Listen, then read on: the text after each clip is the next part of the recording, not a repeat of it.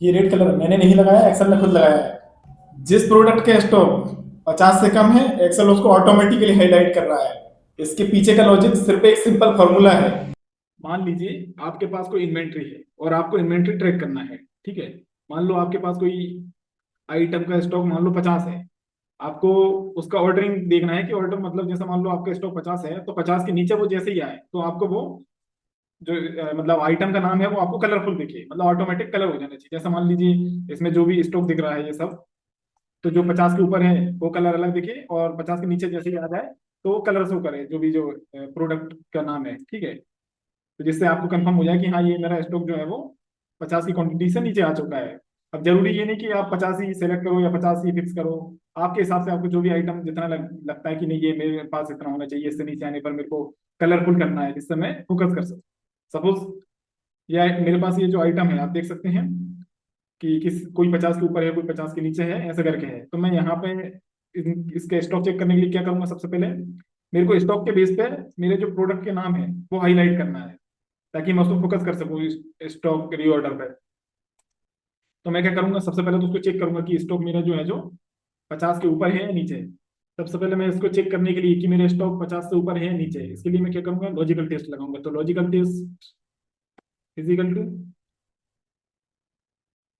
मतलब मेरा ये stock this cell less than, ये आप ऑप्टिकल शायद जानते होंगे कि ये लेस देन का साइन है। ठीक है, लेस देन 50 मतलब मेरा स्टॉक जो है वो 50 से नीचे है या ऊपर है। सपोज 50 से कम है या ज्यादा है, ये चेक करने के लिए मैंने लगाया लॉजिकल टेस्ट और मैंने सिर्फ एंटर किया। अब मेरे को पता चल गया कि ये स्टॉक 50 से कम है यानी ट्रू मतलब सही ट्रू। ठीक है, तो 50 से कम है। अब मैं यहाँ पे डबल क्लिक करूंगा ताकि मेरा जो नीचे है फॉर्मूला कॉपी हो जाए। ठीक है, अब मेरे को पता चल गया सबका सब ट्रू फॉल्स, जहाँ ट्रू है मतलब वो 50 से नीचे है और जहां फॉल्स है मतलब वो 50 या 50 के ऊपर है। ठीक है, अब मैं इसको स्टॉक के बेस पे मेरे को प्रोडक्ट के नाम हाईलाइट करना है। तो मैं क्या करूंगा, सबसे पहले तो मेरी जो फर्स्ट मैंने जो सेलेक्ट की है यानी मेरा जो एक्टिव सेल है, मान लो ये है, सपोज मेरे को यहाँ से हाईलाइट करना है। तो मेरा जो एक्टिव सेल है वो चॉकलेट है। अब उसके सामने वाला जो फॉर्मूला है, मान लो ये सीट में मेरी जो एक्टिव सेल रहेगी वो ये रहेगी चॉकलेट। ठीक है, और इसके सामने वाला जो फॉर्मूला है वो ये रहेगा इसमें। अब क्या है, जैसे मैं यहाँ क्लिक करता हूँ तो आपको ये दिख रहा होगा फॉर्मूला बार में कि फॉर्मूला बार में फॉर्मूला लिखा हुआ है। ठीक है, या आप सेल में भी देख सकते हैं। तो मैं इस फॉर्मूला को यहाँ से कॉपी कर लूंगा और कॉपी करके मैं escape करके इसको बाहर निकल जाऊंगा। ठीक है, जैसे ही मैं बाहर निकलूंगा तो अब मेरे को प्रोडक्ट हाईलाइट करना है, तो प्रोडक्ट की लिस्ट को सेलेक्ट कर लिया मैंने। ठीक है, अब मैंने यहाँ का फॉर्मूला फर्स्ट जो मैंने मतलब क्या बोल सकते हैं लॉजिकल टेस्ट जो लगाया है, तो जो पहली सेल है इसका जो लॉजिकल टेस्ट था उसका फॉर्मूला मैंने कॉपी किया। ठीक है, और मेरी जो पहली जो प्रोडक्ट है वहां से लेके मैंने जो भी मेरी लिस्ट थी प्रोडक्ट की वो मैंने सेलेक्ट कर ली। इसके बाद मैं जाऊंगा होम टैब में। होम टैब के बाद मैं जाऊंगा कंडीशनल फॉर्मेटिंग में। इसके बाद मैं न्यू रूल में जाऊंगा। अब सबसे नीचे जो है use a formula to determine which cells to format, इसमें मैं उसको पेस्ट कर दूंगा। पेस्ट करने के बाद अब मेरे को फॉर्मेट पे जाऊंगा।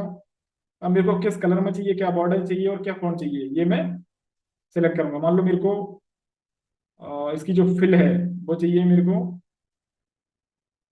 येलो। ठीक है, फिल हो गई येलो, फॉन्ट में कर दे रहा हूँ बोल्ड, और जो बॉर्डर है उसको यानी आउटलाइन कर दिया। अब वो कुछ इस प्रकार दिखेगा। नहीं, इस प्रकार नहीं देखना, अपन रीड करते हैं तो ज्यादा बेटर रहेगा।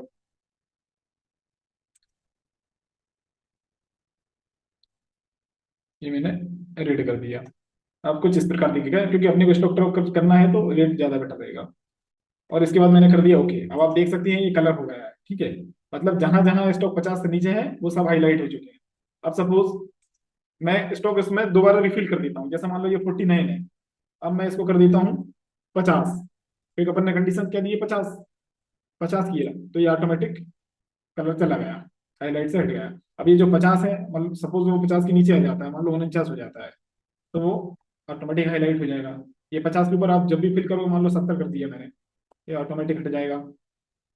ये 50 के नीचे आएगा, सपोज 49 48 या जो भी 20 बिक गया, सपोज मैंने 30 पे ले आया तो ये ऑटोमेटिक हाईलाइट हो जाएगा। ये 49 है, अगर ये 55 हो गया ये हट जाएगा, मतलब ऑटोमेटिक चेंज होता रहेगा। आप चाहो तो अब ये जो हमने लॉजिकल टेस्ट लगाया था उसको डिलीट कर सकते हैं।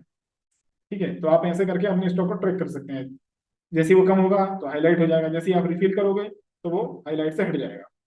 अब मुझे लो स्टॉक प्रोडक्ट ढूंढने के लिए पूरी सीट को देखने की जरूरत नहीं पड़ती है, एक्सेल खुद बता देता है कि कौन सा प्रोडक्ट रिफिल करना है।